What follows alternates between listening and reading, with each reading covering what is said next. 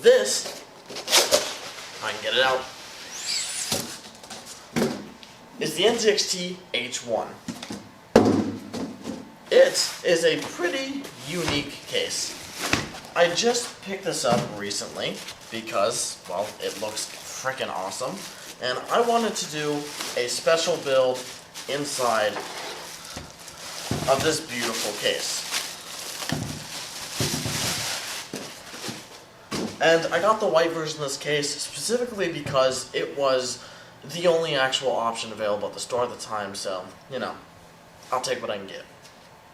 But if you don't know about this case and what's, well, special about it, well, a couple things. First of all, yes, obviously, the shape. It's very unusual. This is an ITX case, kind of goes with the vertical style for cases, which is very weird. It's kind of, you know, similar to the new Xbox. You get it. You've seen this case before if you're watching this video, or maybe you haven't, but this thing's awesome. The special thing about it is basically it contains a couple of special features.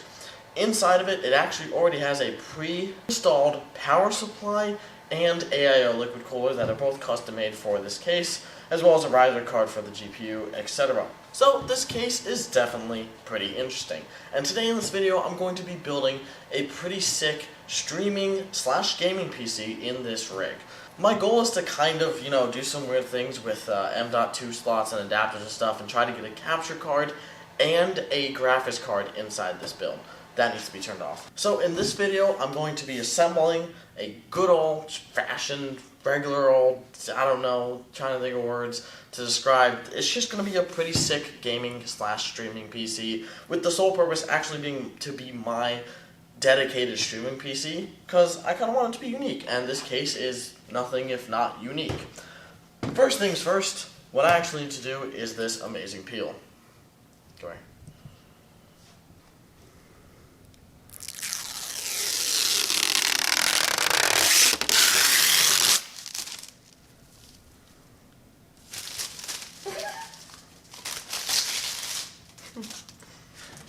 Nice.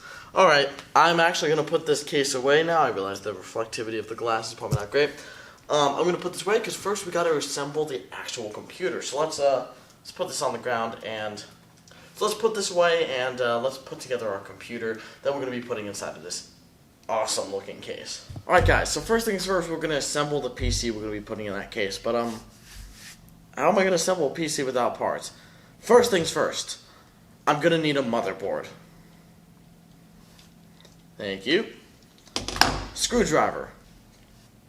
Grazie. CPU. Merci. RAM.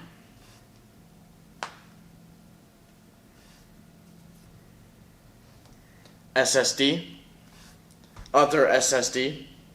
Alright guys, I now have everything here to assemble my motherboard. And what are we, well, you guys have already kind of seen, but what are we actually doing for this motherboard today? Well, first of all, we have our CPU, and this is an i7-9800X. I know it's kind of an older chip, but this thing is still freaking awesome. 8 cores, 16 threads, 4.5 gigahertz boost. This thing is pretty dang good.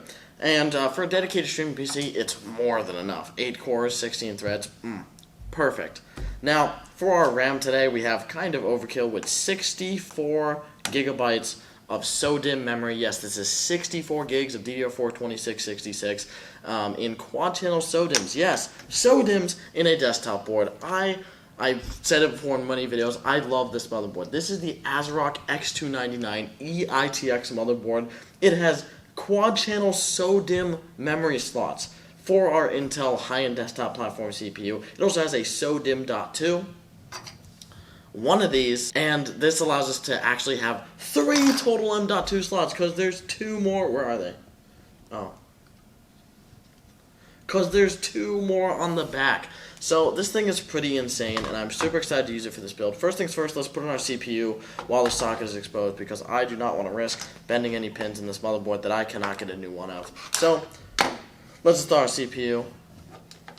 First things first. First thing first, we're going to install our CPU in our LGA 2066 socket. Kind of a weird socket, but going to just pull those levers up and pull this, which doesn't come up on its own. Oh my, why is this happening? There we go. We're going to install our CPU, which kind of goes in like upside down, just a bit.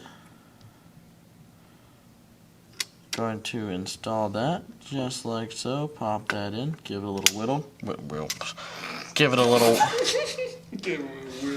Give it a little wiggle. Make sure it's still in there, and then just put that down. Put down that lever, and then this one, and our CPU is fully installed. Next, we're going to go with our SODIMM memory. Again, 64 gigs, complete overkill. But hey. If it's not overkill, it's not fun. And I'm just going to install that just like regular DIMM memory, unlike in laptops where it's usually like sideways to obviously save space. Your laptop's not this freaking thick.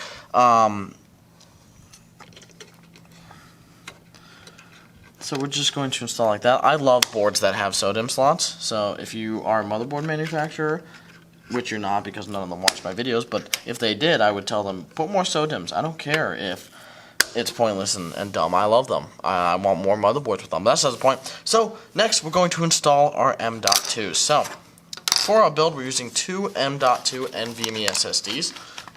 That's on frame. That red one. It's fine. This one? It's just like barely in frame. One of them being this Asgard NVMe SSD that I got from China, which I just think is a cool NVMe SSD. It's 256 gigabytes. It's just an extra one I have. I thought I would just install it in the system because I can. And the second one, our boot drive, our main drive in the system, is actually going to be our Silicon Power A80 1TB NVMe SSD that they actually sent me for this build, and thank you guys for that. Check out my review on this SSD. It should be up on my channel by now. It's just a good SSD, 1TB, great for boot drive, great for games, and great for editing. And of course, extra video clips that I will be getting from my streams, and this will allow me to record to high-speed storage, which is great. So we're going to first actually install. Ooh, that standoff's coming with it. First things first, I'm going to actually install my main boot drive on this SODIMM.2 board, which I think is, again, so cool. This is SODIMM.2 before DIMM.2 was a really mainstream thing, and this thing is awesome, and I love it. And I can't get the screw in, there we go. And just like that, we have our 1TB NVMe SSD, and we're going to just install that in the DIMM.2 slot on the board, which is actually just a normal SODIMM slot. There we go. That's installed. And for our second SSD, we have to go over to the back side of this board. We're going to take this screw out. And we're going to install our NVMe SSD, our second one, just like so. Very easy. I do love using all M.2s in the build. It just makes it so much easier. No cabling needed, no SATA data, no SATA power, just like that. We have finished all the storage we need for this build, and easy expandability later. Now, the reason I'm leaving this last one free is because we will need to adapt this to a 4X PCIe slot for a capture card later down the line, if we can. So we will leave that open for our build. This is the point. We've finished our motherboard and can return back to our case. Alright guys, so the H1 is kind of unique, well, in a lot of ways, but also taking it apart is not exactly trivial, so this is, I don't know how to expect you to do this, but there we go. We're going to take off this first panel, which it says to do in the directions. That is not going to be a fun time to build in. Then we're going to flip it around, take off this other side panel, just like so. And then we can just slide this off.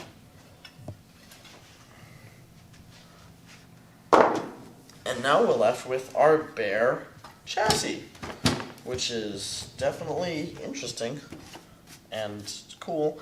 Oh, this is where the graphics card goes. They put the accessories box in there. Let's see what accessories we actually get.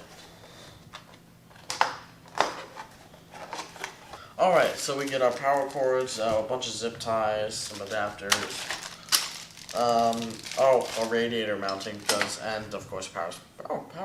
It's nice. Usually, sometimes you don't get that with a case. Then again, when it has a power supply in it, better.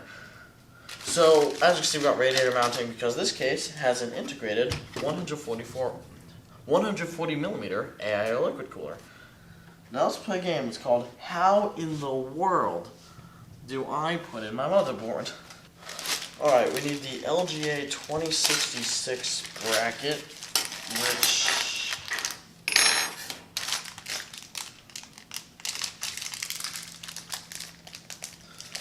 Fuck if I know which one that is.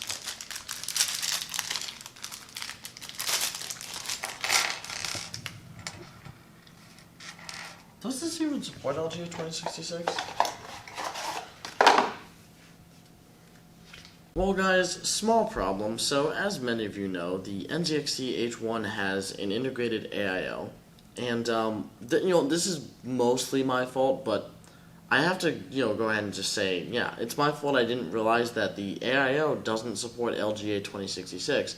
But also, who the hell doesn't support LGA 2066? Yeah, I get it. It's a small form factor case. Not many small form factor, actually, as a matter of fact, I think only one small form factor LGA 2066 motherboard exists. But if you're going to make a custom solution that doesn't use something like standard Asetek mounting, you should support any possible socket. You don't have to support TR4 because there's no ITX motherboards, but there is one for LGA 2066, so it's possible they should support it. NZXT, still a terrible company, still ruins my builds. What a surprise, So I will come back to this build relatively soon with an AMD motherboard, and I will use the 3900X or something like that and make an actual PC. But thank you, NZXT, for ruining another one of my builds. And I know I'm going to get the comments like, oh, it's not their fault you didn't look it up. I shouldn't have to. It should be pretty fucking standard to support a standard socket, which is still a standard socket. Not for long, probably, but very disappointing. So I'm going to have to end it here. Hope you guys kind of enjoyed the video. I know it's a very disappointing ending, but you can thank NZXT. You can go ahead and tweet them on Twitter, thanking them for just destroying this build completely. This would have been such a cool build too. But this is what I get for using NZXT products. It happens every time. That's the point. Thank you guys so much for watching. I love you guys. I'll see you in the next one. Peace.